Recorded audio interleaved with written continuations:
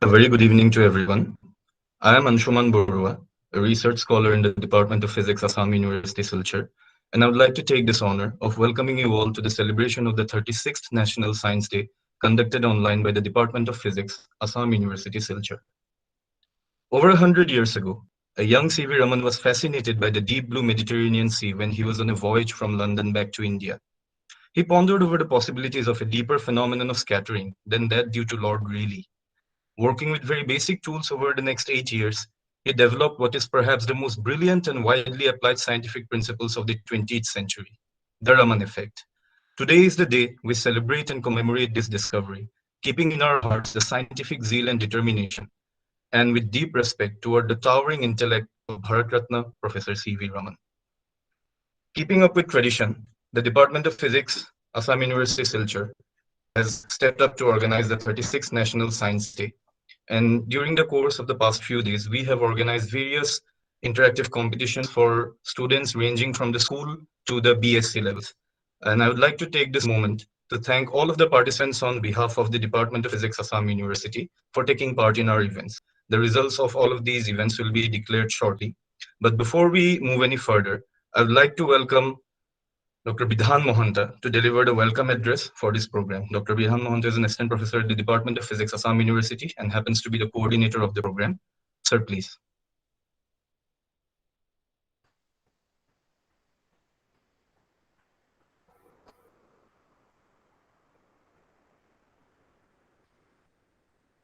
Uh, Thank you, Anshuman. I welcome all the dignitaries and participants to this program.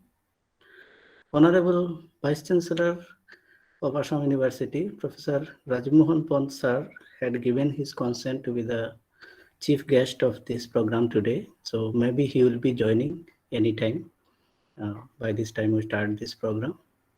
We have among us the Dean of Physical Sciences, Professor C.R. Bhattacharjee sir. Welcome to you, sir. The department also welcomes the invited speaker, Dr. Dibakar Bora.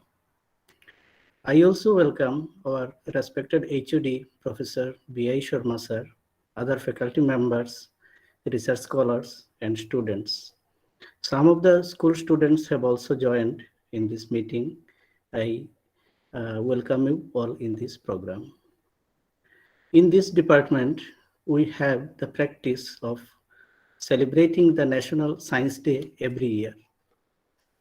Last year, that is in 2021, we had to conduct it in online mode for the very first time.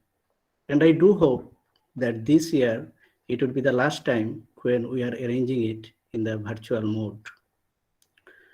So as part of this celebration, this time we involved schools and college students and arranged for some competitive events for the school and college students.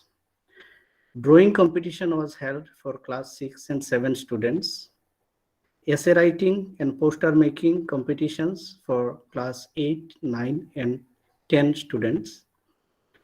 For higher secondary students, online quiz competition was held.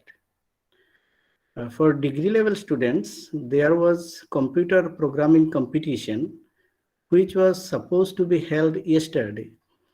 However, since it coincided with some of their academic schedules, we received requests from the students to defer the date of competition. So accordingly, we have planned to conduct the competition on 6th March, that is next Sunday. In addition to that, we also have planned an outreach program for school teachers where a one-day online workshop will be held on the topic how to make science teaching interesting at school level. This workshop will be held on 7th March. So this was all about the activities we have on this occasion of National Science Day. Now may I request our respected HOD sir, Professor B.I. Sharma sir, to chair today's session. Yes, I think my speech will be in the proceedings later on, Okay, sir. but I already opened the board proceeding. You can proceed, sir. Okay, sir. So now it is over to Anshuman. You please proceed with the program. Thank you, sir, and the chair for commencing today's program with that welcome address. In addition to what sir already stated, I would like to state that one of the main attractions of today's events is an invited talk by Dr. Dibakar Barua. He is a postdoctoral researcher working at the University of Ghent in Belgium. I will introduce Dr. Barua in due course of time. But before that, may I please request the respected Dean of the Albert Einstein School of Physical Sciences, Assam University, participation. Okay. Very good afternoon to all the participants. I convey my heartfelt thanks to the guest speaker, Dr. Dibakar Bora from Ghent University at Belgium, who would be speaking on today's occasion. I, in fact, congratulate the entire department for keeping the tempo of celebration of science throughout the year. It is not that they celebrate National Science Day, which they continue to celebrate all the years, but I have seen and noted that the department has been always very proactive in organizing several such activities involving scientist students.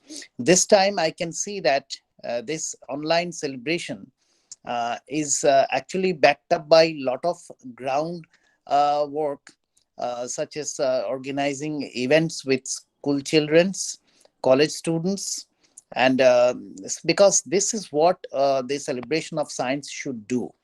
And in a very, very true format, I think the department is actually keeping in line with the theme of the National Science Day. The department is rightly actually enthusing all the students right from the early school days to college level and even university level, and organizing several such competitions on specific themes, and then awarding prizes also. So it requires a lot of involvement of all of the organizers. I'm sure that the department is backed up by the effort of the scholars who contribute a lot. I have seen this. And today, on the occasion of 36th National Science Day, which calls for action plan in an integrated approach, uh, leading us to a sustainable future. So this is one step forward from the celebration state. We now have to move forward to an action-oriented state where actually we will together have to work for a sustainable future. And sustainable future cannot just happen or come spontaneously to us unless we are aware of several aspects, including environment, society, and the economy, which are considered as the three spheres of sustainability. So I think as a student of science, which we are all are, we should be aware of the context, social context, the economic context, and the history and the culture of our country also, if we have to develop and progress on a sustainable path and ensure a future which would be sustainable. So today I already see that several programs are there, and I'm also looking forward to listen to some of the deliberations. I'm indeed very happy with this initiative of the department, and I wish the program a great success, and particularly that your activity which you have planned has been very, very impressive, and I really appreciate your effort in this regard, that it is not a mere celebration in a ritualistic manner. It is actually, you are actually doing the right kind of thoughtful action leading to what we call sustainable future. On behalf of the school, I send my congratulations to the department, and I wish all the students, scholars of physics department, all the school children who have joined this program online, and this, in fact, this integration of university students and scholar with the children from the schools and colleges in one platform is itself the very first step of sustainability. And I'm sure that if these are the kind of approach and thoughts that works in our strategy, I'm sure we will definitely be on the right track towards sustainability in an integrated manner. So I thank the organizers for giving me an opportunity to share my views. I had Department of Physics, Professor Indrajit Sharma, Professor Otri Deshmukho, and all the faculty members, and Vice Chancellor, Honorable Vice Chancellor, Professor Rajiv Mohan Pant, who is expected to join any moment in the program. I welcome and also wish the program a great success. So thank you very much.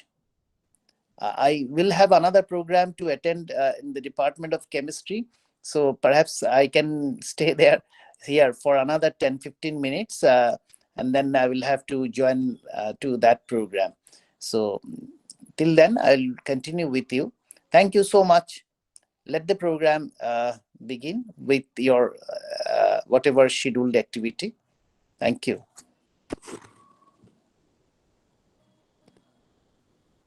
Thank you very much, sir, for your kind words toward our department, and also for highlighting the importance of the theme set for the National Science Day celebration this year. May I please take this moment to also thank sir for being so supportive and encouraging of our department in all the instances. I would like to express our heartfelt gratitude from the Department of Physics. And keeping in line with the theme, I would like to highlight for all the attendees and for all the respected chair members that another highlight of this year's Science Day celebration by the Department of Physics includes an outreach program for high school science teachers with the aim of making science education interesting. So we have been receiving encouraging responses toward the program, which will be conducted on the 7th as an outreach program in line with the National Science Day celebrations. So may I now please take a few moments of your time to present in front of you a very brief presentation in line with the theme of National Science Day, prepared by the students of the Department of Physics.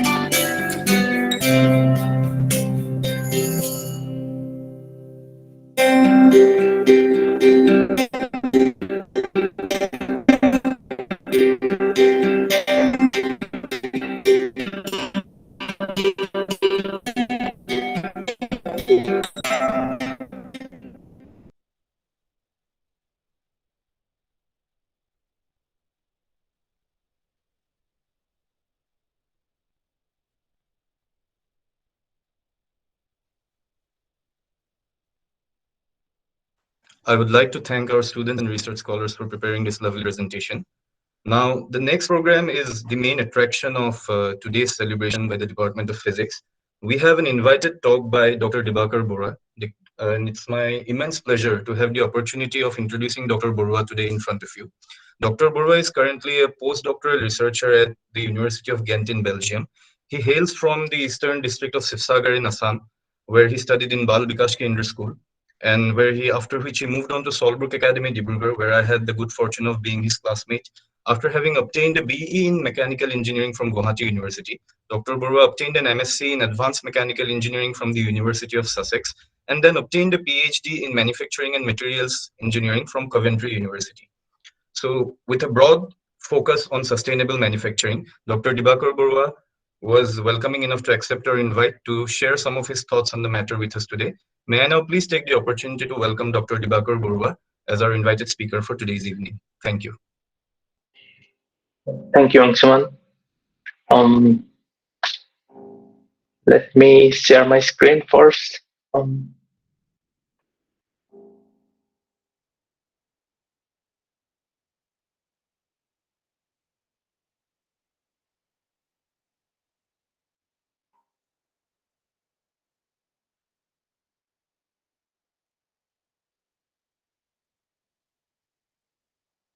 Yeah, I hope you can see my screen.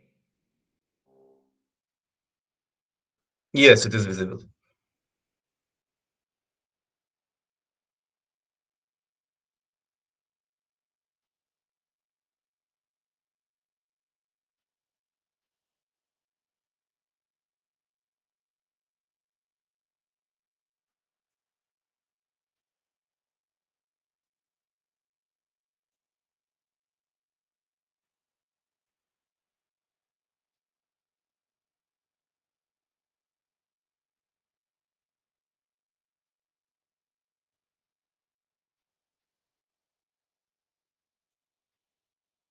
Anshuman, can you see my full?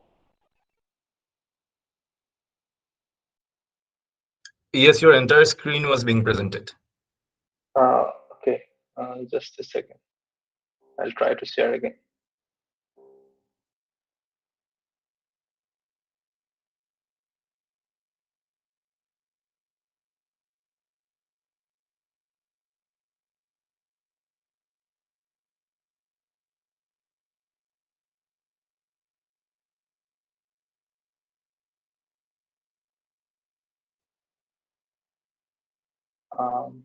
I don't know how to change the display setting.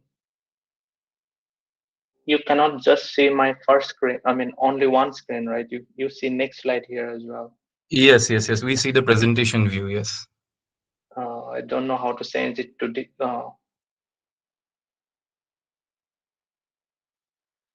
I think you can see the full screen now. Yes, yes, yes. Now I can see the first slide. Okay. First of all, thank you, Anshuman, for inviting me uh, for this event. It's my pleasure to prepare this presentation on this occasion of 36th National Science Day. I don't have much experience to speak in front of a, uh, audience that is from school to university level, but I'll try my best to use as simple language as possible. Um, so yeah, good afternoon. Good here is afternoon, but good evening to everyone from India. And so before I start, I'll just I have prepared few slides on who I am. So as Angsuman already introduced briefly, I am from Sipsagar, and I was schooling in Sipsagar. Then for higher secondary, I went to Solbrook Academy, where I get to know Angsuman, and then I GMT, which was affiliated to Guwahati University in those days. Then I came to UK for my master's degree, which was in advanced mechanical engineering. me in the University of Sussex back in 2015. Then I pursued my PhD in materials manufacturing and mechanical engineering from Coventry University. But it was quite unique PhD. It was an industrial PhD based in a research center called National Structural Integrated Research Center in Cambridge. So which was sponsored by Lois Register Foundation.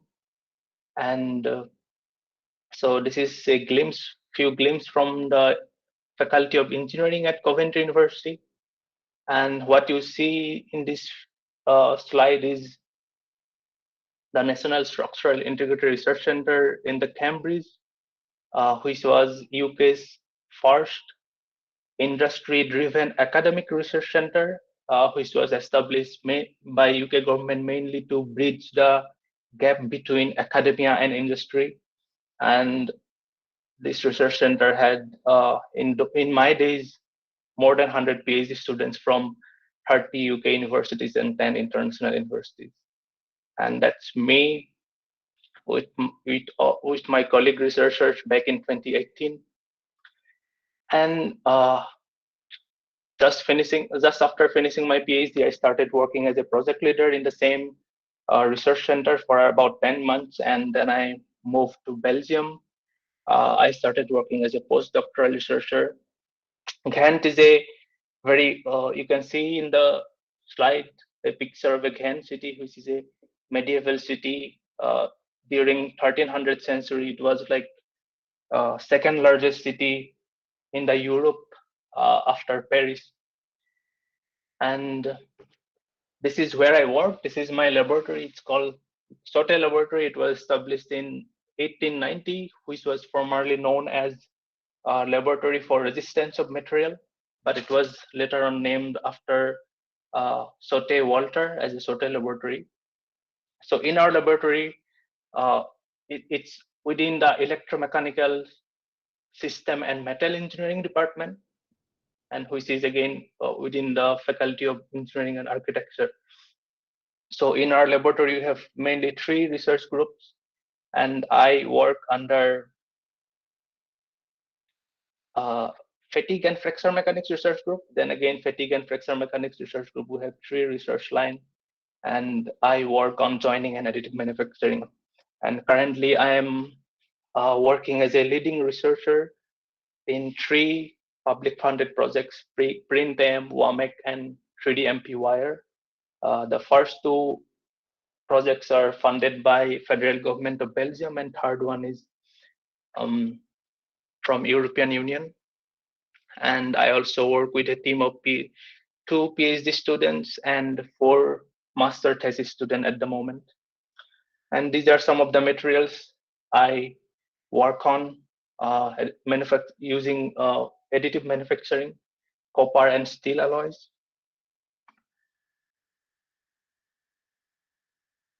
I basically characterize material, starting from very basic characterization like hardness to tensile testing to evaluate various strength of the material, ductility of the material, then to more advanced level of characterization like predicting fatigue life of a material, then estimating fracture toughness of a material. Then we perform fractography on the broken specimens. We do microstructure, we perform corrosion analysis, we perform all different characterization of surface of a material. Then we see if there is any defect within the material and how those defects can affect on the performance of a material. And finally, one of my specialization is also residual stress. I think we characterize what is the stress in all material has an inherent stress. So that's my one of the unique characterization specialization that I work on residual stress within a material. And now moving to today's topic, when Angsuman asked me if I can give a presentation aligned with the Peace Year theme of National Science Day, then I thought I work on something which is quite relevant to sustainability. and remanufacturing is an aspect of sustainable manufacturing. And in this presentation today, I am going to give answer to mainly three questions. First, why we need remanufacturing. Second, what is remanufacturing? And third, I'll come how to remanufacture. So first, why remanufacturing? I'll start with an example. So this is an aeroplane, and they are susceptible to various kind of damage.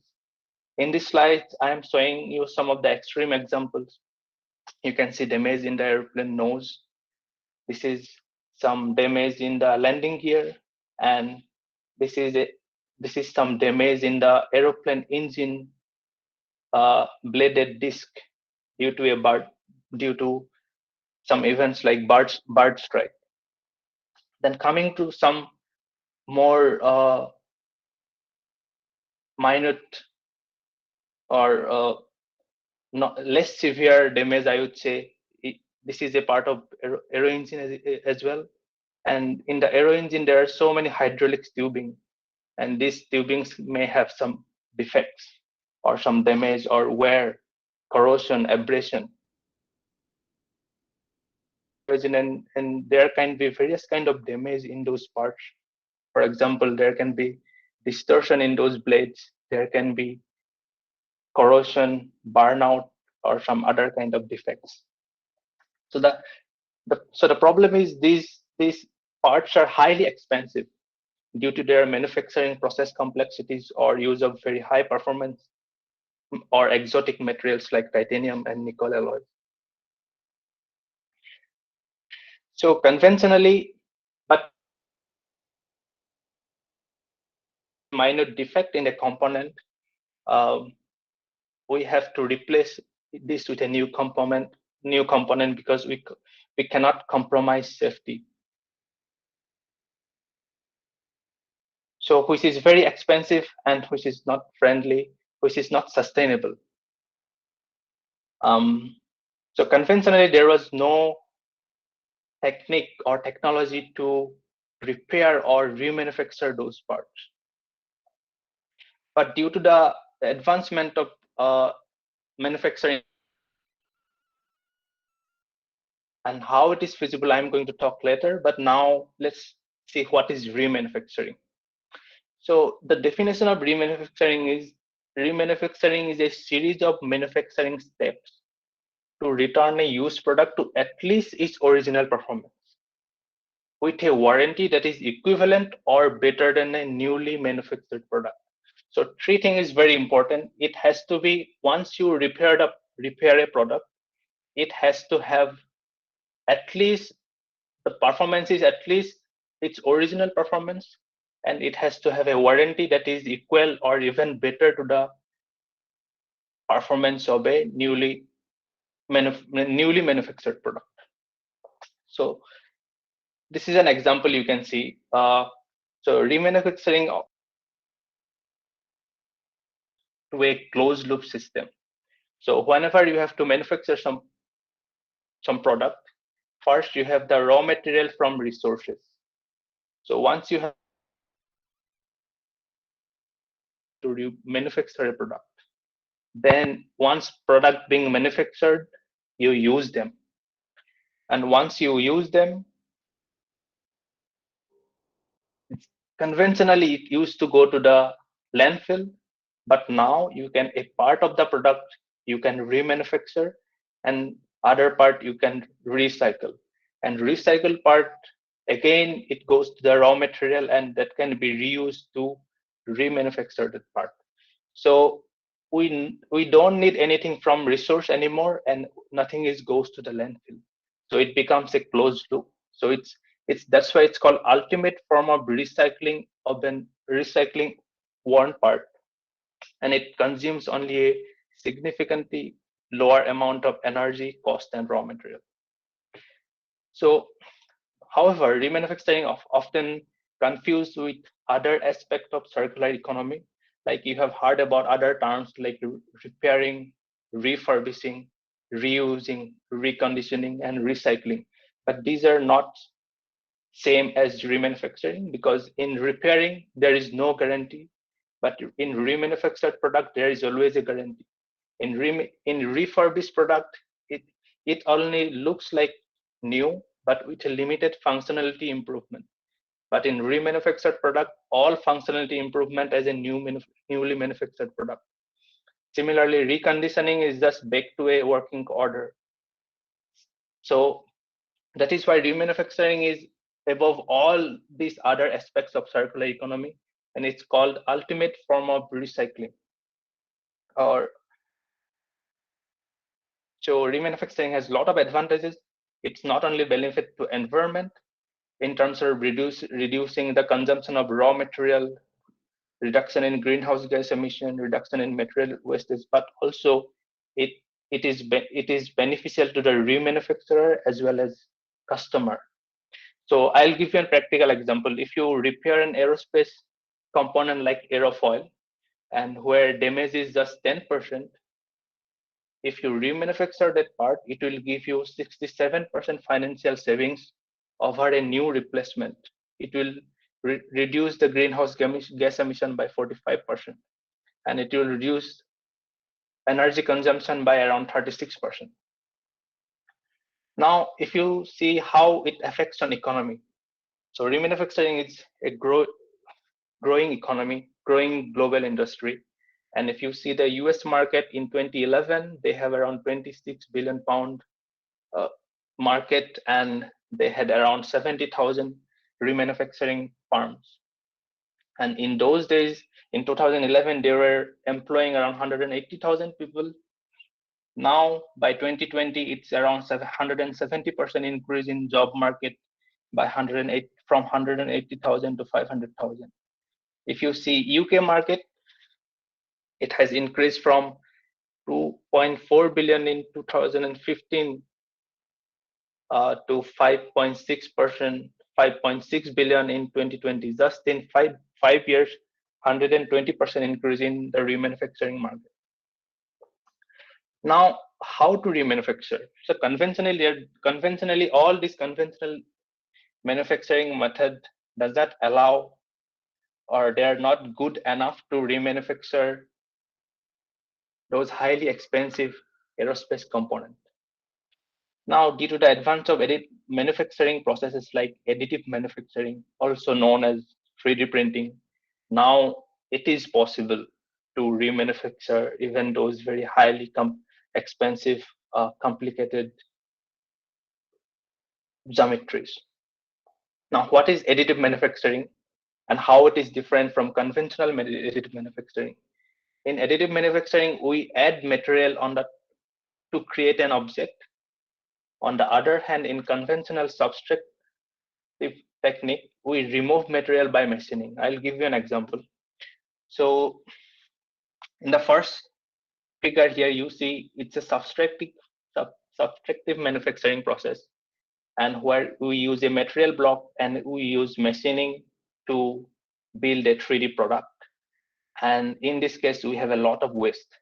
But in additive manufacturing, we get raw material as in powder form or in wire form, and then we manufacture a 3D object, and here waste is very minimal. So basically, you can see in these images that the first figure is machining is a conventional manufacturing method, and this is layer by layer deposition of material, additive manufacturing process. And here, this is an example of one type of additive manufacturing process, which is also called laser metal deposition.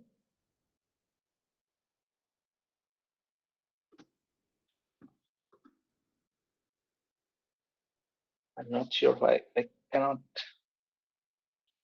play this.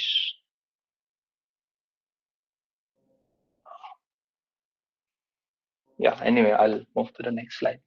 So another form of additive manufacturing process is called cold spray additive manufacturing. And cold spray additive manufacturing, something on which I did my PhD on. In cold spray additive manufacturing, how it is different from all other additive manufacturing processes, that In all other manufacturing process, we melt the material to give it a shape. But in cold spray, it's always below the melting point of the material. So we use metal powder particles, and we use and we use compressed nitrogen or helium gas to accelerate the powder particles in supersonic speed. And when those powder particles strike the substrate, they started depositing on the top of each other, and they form a mechanical interlocking, and finally they get bonded, and we get a very thick deposit. The video is not working for some reason, so I'll just move to the next slide. So in terms of application, for cold spray, it is widely used in repair and protective coating applications, as you can see in the figure. And for example, a very expensive part on aircraft that has experience of corrosion or wear may cost around $400,000. But if you can repair it, it costs around $2,000. So US Army is saving around 26.3 million per year, and almost 300 million in total as of today by using this cold spray technology to repair their various aerospace components, mainly their gearbox in helicopters.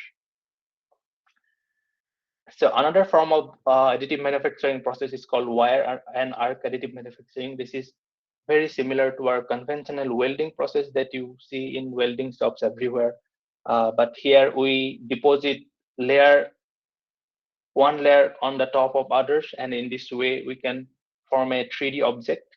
And this is where additive manufacturing is currently why I'm working on in my postdoc. This can be also used to repair expensive metal parts. For example, you can see this is a company called Guaranteed. It's a startup, remanufacturing startup based in Belgium. So you can repair. So this is a broken mandrel, and you can see there are a lot of damage. And this damaged part has been machined out. And after machined out, we deposit it using wire and arc additive manufacturing. And this is a very high strength steel alloy, more than 1100 megapascal tensile strength. And the cost of repair is just 1/3 of the cost of a newly manufactured part. Then, very simple example, what this is a rim of a wheel which has been damaged, and you can repair using wire and arc additive manufacturing as well, rather than just throwing the whole rim and replacing with a newly manufactured product. You can repair using wire and arc additive manufacturing, and you have to go through a certain certification process such that you can give a same certificate to a remanufactured product, which is in terms of performance wise as good as a newly manufactured product. And WAM does not have only remanufacturing application, but you can also build entire component. So this is one of the project I'm currently working on, which is called 3D MP wire, and we have used various copper alloys to manufacture impellers for seawater corrosive environment in corrosive environments. Then another application of WAM is this is the first additive manufactured bridge that was installed in Amsterdam last year. The whole bridge was printed using wire and arc additive manufacturing. And to conclude, if you see the current scenario, if you see the number of, this is a growing research area across the globe. If you see the number of published articles, the wire and arc additive manufacturing, it was just started in 2013, and within less than a decade, it started growing rapidly. Now last year, there are more than 450 articles on this topic. Then the cold spray, it was started in around 1998. Then since then, it's growing rapidly as well. Then other form of additive manufacturing, which is called laser metal deposition. It was relatively old. It was there from since 1980s, but recently started growing as well. And if you see the application of various additive manufacturing processes in remanufacturing application, you see directed energy deposition covers 72% of the global remanufacturing market, and directed energy deposition includes both wire and arc additive manufacturing and LMD. Then second, cold spray covers around 15% of the remanufacturing market. And I'm mainly talking about remanufacturing of metals. Remanufacturing can be in any field. It can be in electronics. It can be in range of other applications. Then if you, so my area of expertise is only in these two methods, cold spray and directed energy deposition. And if you see the area of applications, these aerospace components are highly expensive. Around 62% of the global remanufacturing market is on aerospace application. Then power industry, oil and gas, dye, mold and tool making industry, railway and automotive all has 10 or less than 10% share of the remanufacturing market. And in terms of when you talk about alloys, mostly exotic alloys like titanium or nickel alloys that are highly used in aerospace application cover most of the industrial applications. Then steel alloys also cover a lot of remanufacturing application. Then it's aluminum and magnesium. So as a materials engineer, what I do is I mainly characterize those remanufactured parts, and my role is to certify whether the repaired part is good enough to be called as a remanufactured part or not, whether the repaired part has the performance which is as good as a newly manufactured part or not. With this, I'll conclude my presentation. Thank you for listening.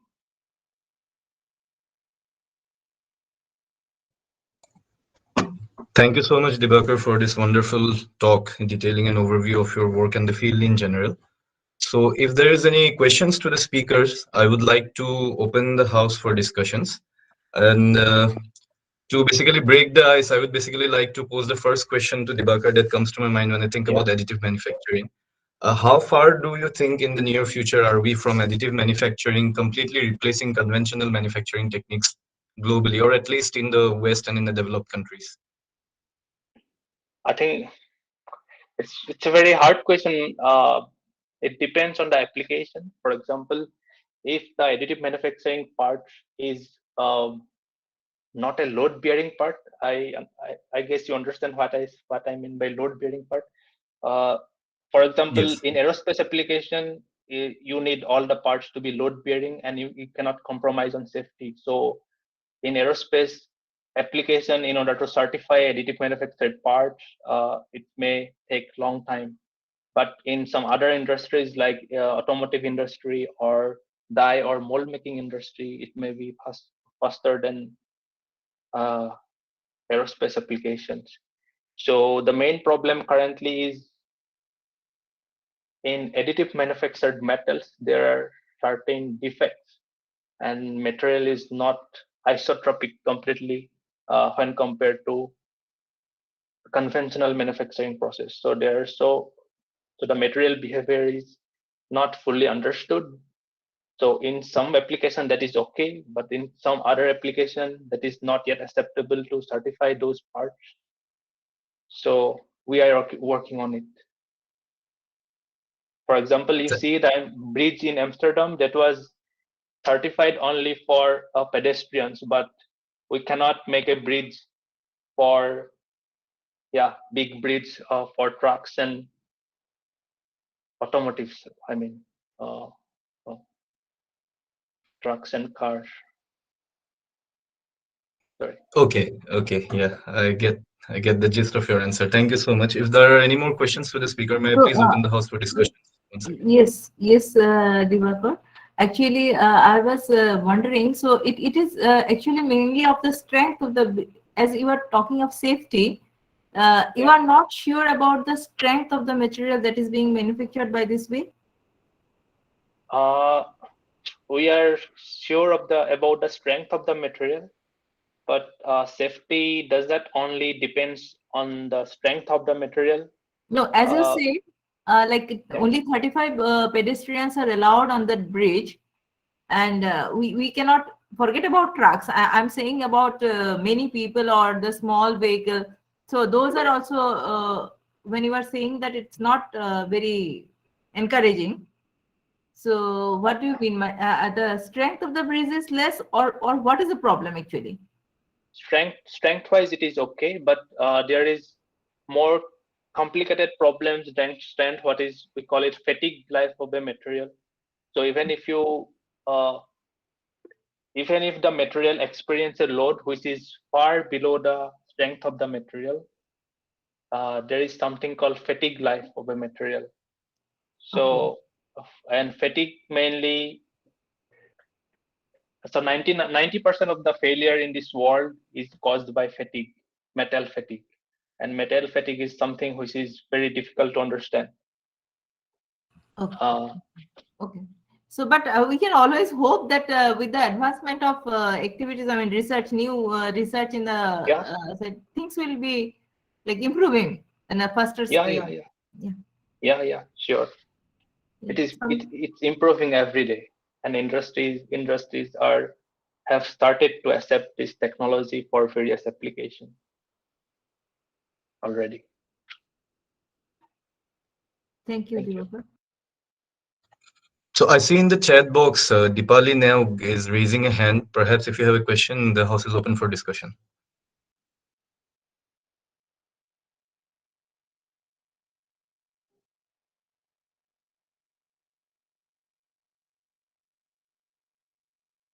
Maybe it's by mistake. I don't Yeah, know. maybe. Yeah, probably. But we have another question in the chat box for you, Divakar. So Parangam Goswami from our department asks, Sir, can you give me examples of parts used in aerospace sector built by additive manufacturing? Uh, I am aware of in terms of remanufacturing application, the airframe of aerospace airframes of aircrafts are currently being widely repaired using techniques like cold spray, and also I have seen a lot of research going uh, on airframes mainly. But I am not sure whether those parts are currently being used or not. But in terms of remanufactured or repaired parts, yes. If you see helicopter gearbox that are being widely Army Research Laboratory of USA, they are remanufacturing their all helicopter gearbox, the aluminum and magnesium gearbox using cold spray technology.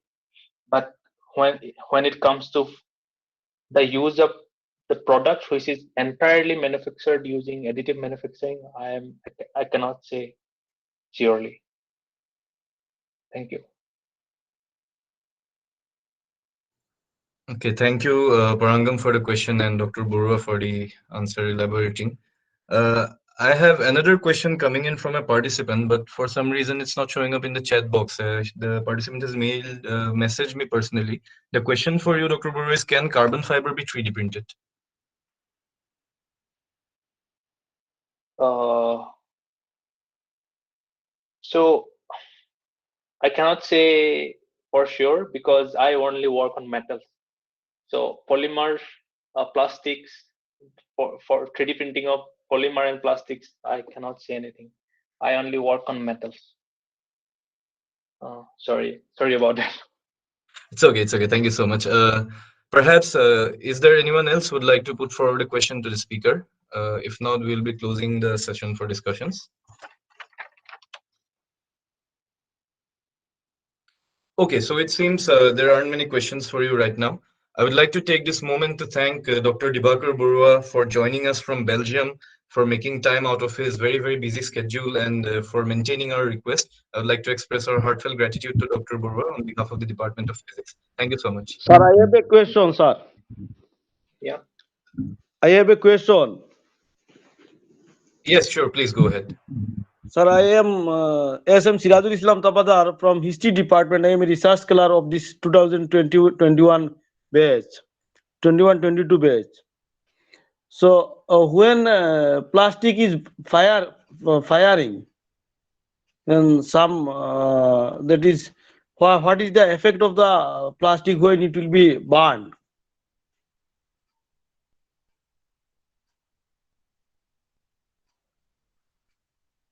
Sorry, I did not get your question. Dibakar, basically what he is, basically from what I understand, what Mr. Tapadar is trying to ask you is that what happens to plastics when we set them on fire, basically, on a structural level, if you can explain it for him in a way. Yes, sir. This is the question, sir. My expertise is not on plastic, so I cannot answer your question. Sorry. I work on metals. Hello. Okay, sir. Hello. Yes, sir, please, yes. Yeah. Sirajul,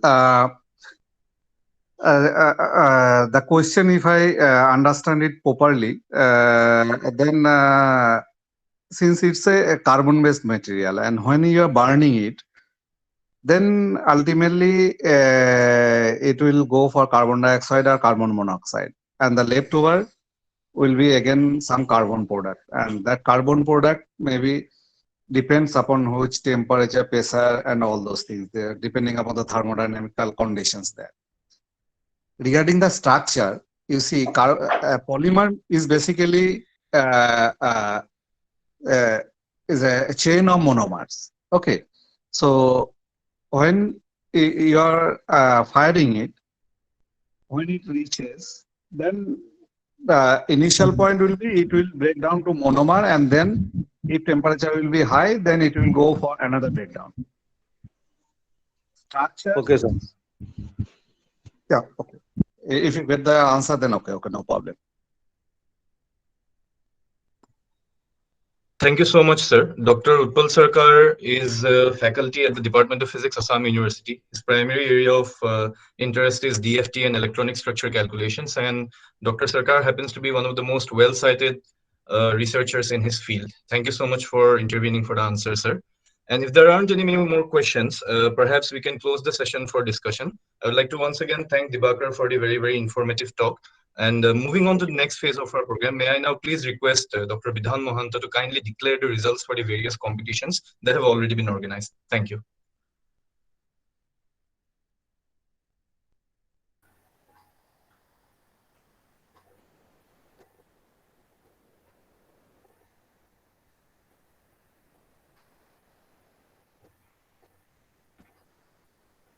Okay, now it is time to declare the results. So here I inform that after arranging for these various competitions among the school and college students, we received overwhelming responses from different schools and colleges, not only from this local area, I mean from this Barak Valley.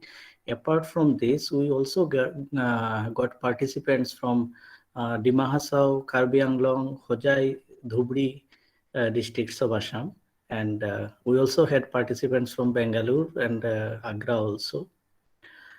And I would like to tell if any of those participants present there here that the skills and talent displayed by all these participants, these are really praiseworthy. And it was really a tough time to choose few among them as to be first, second, like that. So as per rule, although we have to name some of the participants as winners, but what I feel is that in reality, it is all the participants are actually the winners, because taking part in the taking part in competition is important, not just to be first or second like that. So all of you who has participated, I feel all of you are the winners. Now coming to the results, first is the drawing competition that was between the pupils of class 6 and 7. In this competition, the third position has gone to Riya Dash of class 6, and she is from Malugram Girls ME School, Silchar. And the second position goes to Shomojit Nath from class 7, and he is from BKV Ramnagar, that is Vivekananda Kendriya Vidyalaya Ramnagar. And first position is secured by Onirban Chakravarti of class 6, Kendriya Vidyalaya, Assam University. The second was the poster making. In poster making competition, which was between the students of class 8, 9 and 10, here we declare two students jointly as in position 3. That means third position has gone to two students. One is Abu Muhammad Fuzail Ahmed of class 9. He is from Saint Anthony School, Badurpur. And the other student is Pritam Das of class 8. Pritam Das of class 8. He is from Kendriya Vidyalaya, Assam University.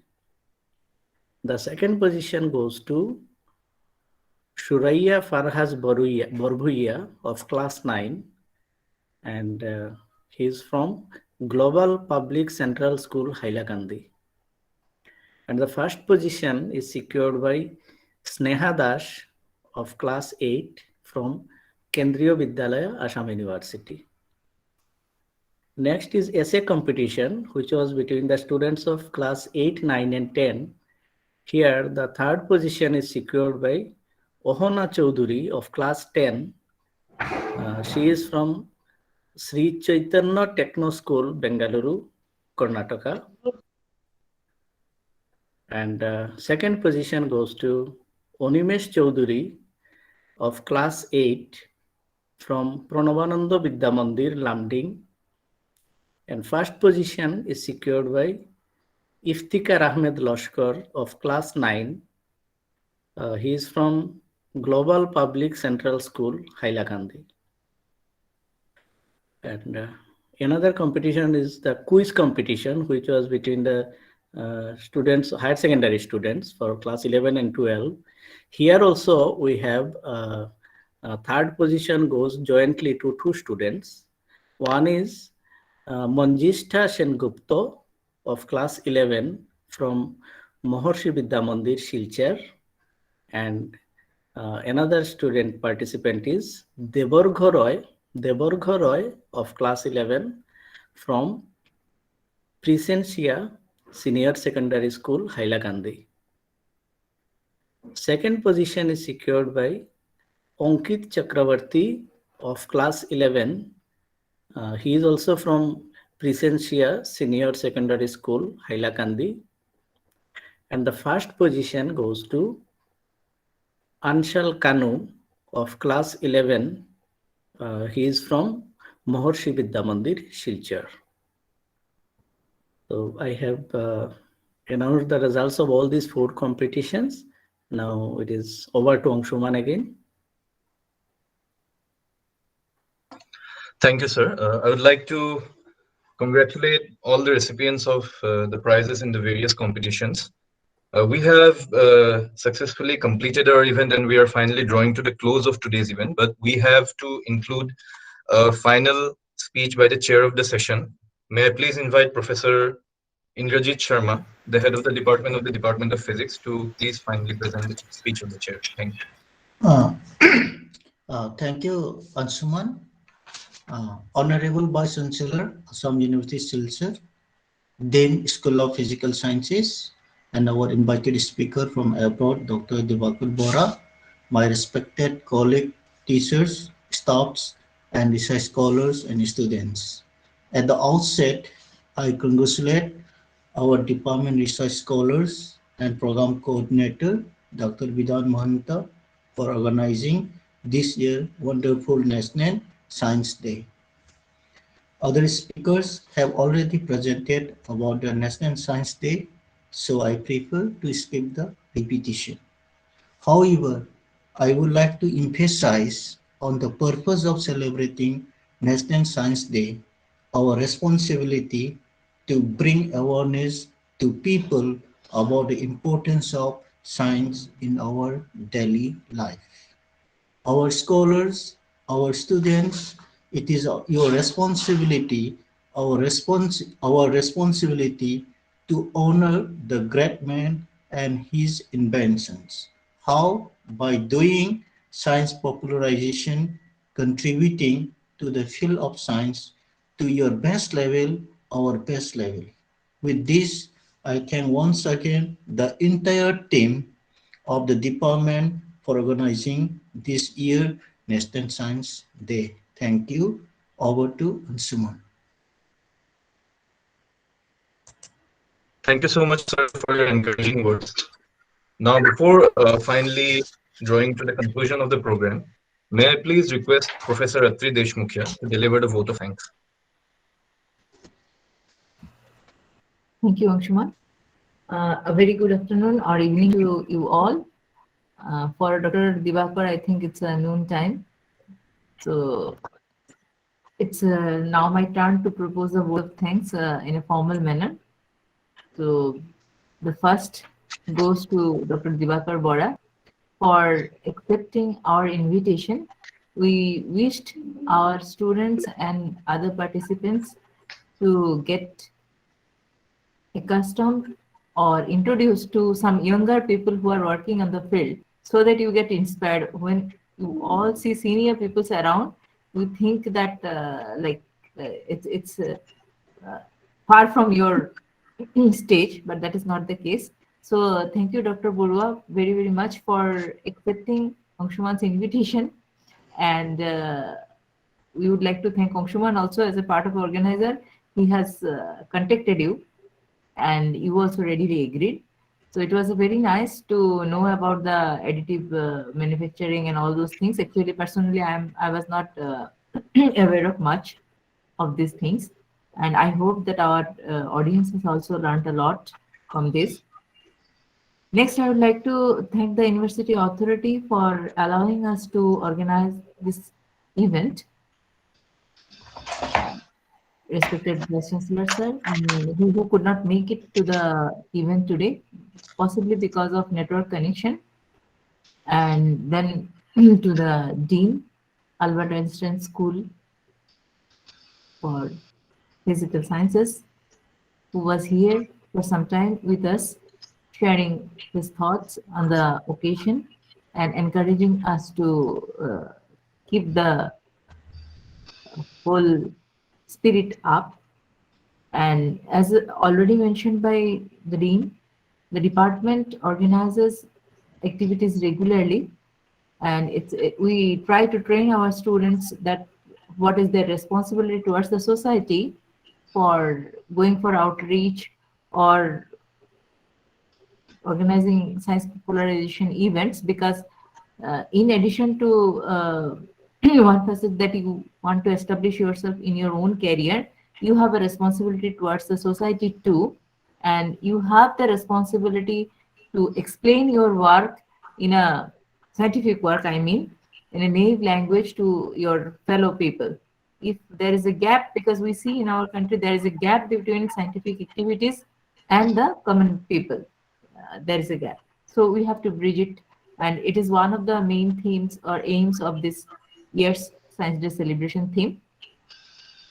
Next, I would like to thank all the people who are here, who have spent their valuable 1 hour, more than an hour really, with us this evening, because without participants, what is an event? And I would like to thank the whole team of our scholars, students, and faculty members. Without anyone, it's difficult to organize a program. Everybody has a part to play, and it is because that everyone has played their roles in a nice manner that we could come up with this program this evening. So I am not in a position to remember everybody's name and thank them individually, but I would like to thank everyone associated with the event for making it a successful one. We have two events left to be organized in the next week. One is programming competition, which is targeted for college students. It's targeted to college students, and some outreach program. It's in a workshop for school teachers, science teachers of the schools. So we also hope that those two programs will also be successful ones. And I would like to thank you all for being here with us this evening. Thank you all. Thank you, madam, for your kind words. With this, we have come to the conclusion of today's event. I would like to thank you all for being a part of the celebration of the 36th National Science Day by the Department of Physics, Assam University. As Atri Madam just reiterated, I would like to reiterate the fact that there are two more events left in line with our today's program. One is the outreach program for school teachers, and the second one being a very exciting programming competition that we have for degree level students. I'd like to encourage all the participants present here to kindly spread the word and make sure that anyone interested gets a chance to participate in our events. With this, I would like to request all the students, and especially the younger students coming from the master's degree to the BSc from the school level, to please keep in mind why we celebrate National Science Day. To please take a moment today to think about Professor C.V. Raman. He was limited by the technology of his time. He was limited by the poverty of the country. He was limited by the curse, if I may use the word, of being born in colonial India. Yet he was able to challenge the greatest minds in physics and chemistry back in the day, back in the early 20th century. He spent 8 years. He didn't have money. He used color to discern his experiments. He waited 8 long years. He got a spectrograph and he made observations. He overcame so many challenges to deliver us the Raman effect, which, as I have already stated in the introduction of the program, is perhaps the most widely applied scientific principle that came out of India in the 20th century. I wish all of us keep in our hearts this scientific zeal, this scientific temperament, and I hope we all, be it in our studies, be it in our research, be it in our careers, I hope we all keep alive the scientific spirit inside of our minds. With this, and with the permission of the chair, I would like to declare today's program as closed, and I would like to once again thank all of you for being a part of today's celebration. Thank you so much.